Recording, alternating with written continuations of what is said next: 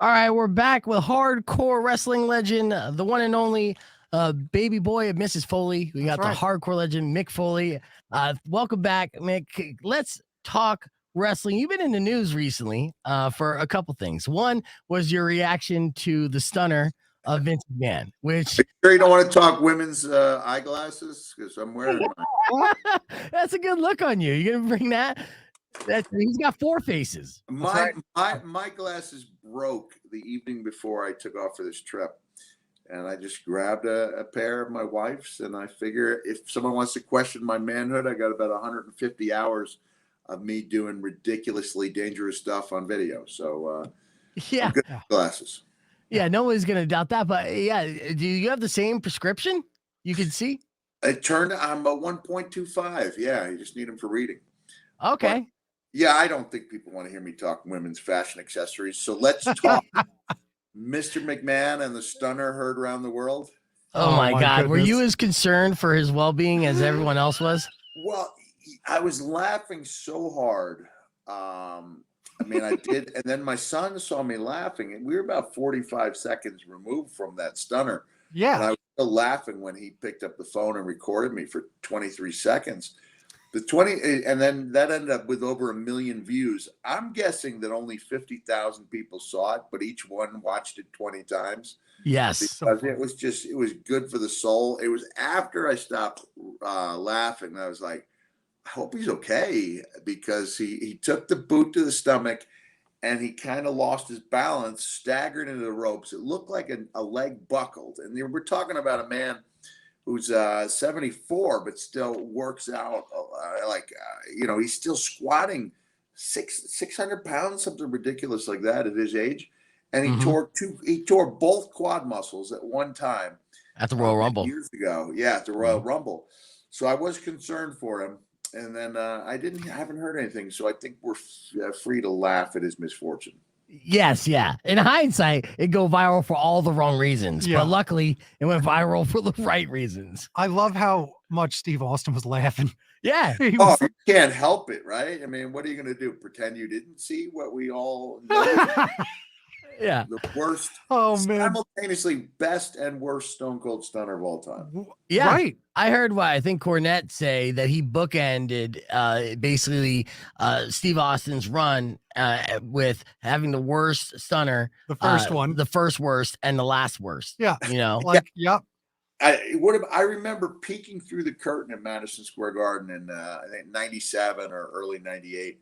Because Steve had been stunning all of Mr. McMahon's henchmen, Patterson, Briscoe, Slaughter, and it's the Garden. So here's the big payoff. We're all peeking through the curtain, and then we see Vince thought what we all felt was sure to be the worst stunner of all time, and it was for 25 years. And it was. He upped the ante. Indeed, he did. Still got the crown, though.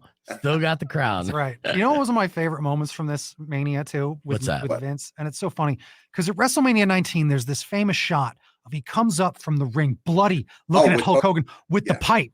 And it's my favorite thing. It's just because I remember, right? Him when he starts taking his tie off is one of the best. I'm coming for you. Oh, I was dying. It was terrifying. He's so good. Yeah. That was the here's Vinny moment. Yeah, that was great. Great. Yeah, what were some other highlights from this year's WrestleMania that you really thought stuck out and you enjoyed? Well, speaking of Austin, I thought he did a tremendous job on Saturday night with Kevin Owens. I've said that everything Owens touches turns to gold these days, promotionally, from a video promo standpoint, and then he pays it off in the ring. So nobody knew what Steve would be capable of doing, and then they tore the house down. I love Becky and Bianca. I thought Pat McAfee really had himself a really good match. I thought the other guy, the YouTube guy, Logan Paul, I thought he did a really good job. It's clear that he worked really hard on it, and I think everyone delivered. And even if their job was just to kind of let people catch their breath for the next big event, I thought they did that. Brock and Roman had that really big fight feel, and they delivered. So I thought all in all, it was a really good Mania, and I think they made the right choice 4 or 5 years ago when they divided the night up into the WrestleMania into 2 evenings, because no one's having a great match 7.5 hours in, because the energy is not there. You can't even be in the most hardcore fanatic, after 7.5 hours. That's a full work shift. Yeah. You're ready to clock out. Too much. Too much. Were there any moments during the Steve Austin match, since you know him so well and it's the same class, of wrestlers that you grew up with, that made you cringe or feel like, because he was taking some bumps? I was terrified. He took a suplex on the concrete. I guess Steve is about the same age as me, 56, 57. That's a tough bump to take, but I think he felt comfortable doing it. So I was just happy that it went so well for him. Yeah, I'm happy too. And I've got one more match. Oh, don't even get me started. Come on now. Okay, what's that? If he's saying, you never know what this man's teasing. Look what he's doing us right now. Yeah. How dare you? Right. I'll tell you where people might find out. At the House of Bards is probably a place to go. Oh yeah, if he's going to drop any hints. I'm going to drop the news at the House of Bards. Just go throw out a challenge. That's right. Tickets for sale right now. Get them tickets. My goodness. If there was someone I'd want to see you wrestle, and again, who knows where it could happen. Right. Well, I just want to, let's slip him in here. I want to talk about another Long Island guy, and he's causing a lot of trouble. What do you think of this Matt Cardona? Huh? Oh, Cardona. Yeah. Long Island is a hotbed for wrestling. Is not That's only right. MJF Long Island. MJF over there in AEW lighting it up, and Chris Statlander is with AEW, and there's a lot of talent there on the island. Yeah, Cardona. Look, I could renew my on-air feud with him, but instead I'm going to tell you, if I was wearing a hat, I can wear a hat. I can wear my Dude Love do-rag, which I use for my cameo videos. Nice. But I have the wig on when I do that. I wear wigs. Brilliant. Nice. Yeah, Hot Rock Super Joint. Let's get him on it. Yeah. Here's me tipping the hat and congratulating Matt on making himself a bigger and better entity after leaving WWE. So it just shows you there's life after WWE. Yeah, his stock is raising. He's been very impressive on that. And the independent scenes in general. I mean, there's a lot of them that all are kind of, it looks like they're prospering. They got their fan bases, and there is a world out there. Does it remind you of the old territorial days? Can we say that? Listen, it's not. I don't take Terry Funk. That's Funk with an N, in case you guys are dealing with an FTC issue. I stopped by Amarillo. Anyone with a map can see that the quickest way to get from Colorado Springs to Albuquerque is not via Amarillo, but I'll go a few hours out of my way to see the great legendary Terry Funk. Took him out for some great BBQ, and he was talking about how the wrestling business was falling apart. And I was like, Terry, I think it's stronger than it's been in a long time. Yeah. So you look at the independent promotions that are out there, the viable alternative, which is AEW. Guys can still make a good living in Japan, and it's a good time. And you have the places with the funding for a guy like Matt Cardona, so that he can go around and make a difference. So I think it's a great time to be a wrestler and a wrestling fan. Yeah, and I think it's only a matter of time before Cardona shows back up on network television, either one of the two big promotions, but he's going to come back with a pay raise and hopefully a little more swing. He's talking about the NWA champion with a bit more respect. He knows what he's doing. He's where he's want to be. He's exactly where he wants to be. Okay. Right? I have big raise, Yeah, you go out, you prove yourself that you have more to offer than they were willing to show, and then sometimes it pays off for you.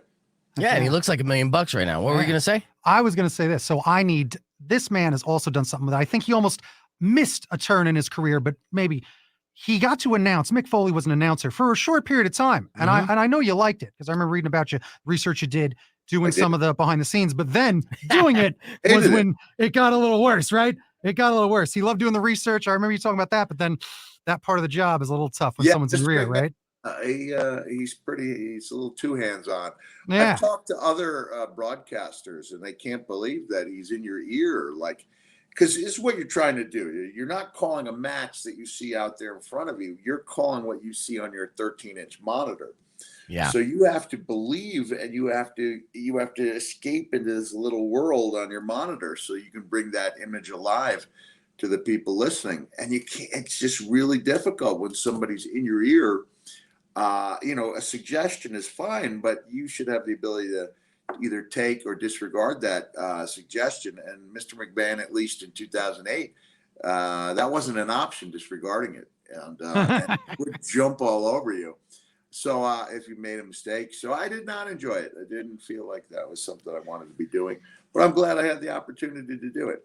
I felt like you did shine during that time as well. It's unfortunate that it ended as short as it did because, it did seem like a natural fit. So well, I'm glad you felt that way. I've only listened to one match I called. I did it for 6 months. Thought I did a pretty good job. Used to do the research.